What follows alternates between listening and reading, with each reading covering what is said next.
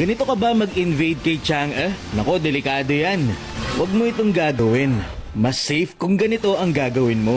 Matagal na tong trick kay Chang'e, kaya para ito sa mga hindi pa nakakaalam. Ganun din sa red buff. Huwag ka mag-i-invade ng ganito, masyado kasing malalim. Mas okay kung dito ka manggagaling, para safe.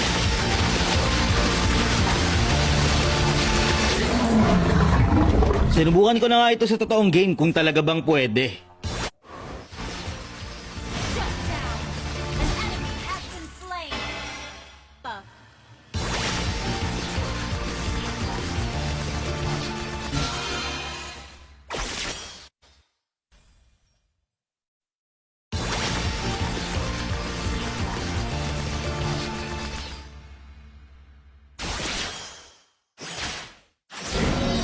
I-make sure mo lang na may buff talaga kapag gagawin mo ito para hindi sayang ang ultimate mo. Yun lang for this video. Sana may natutunan.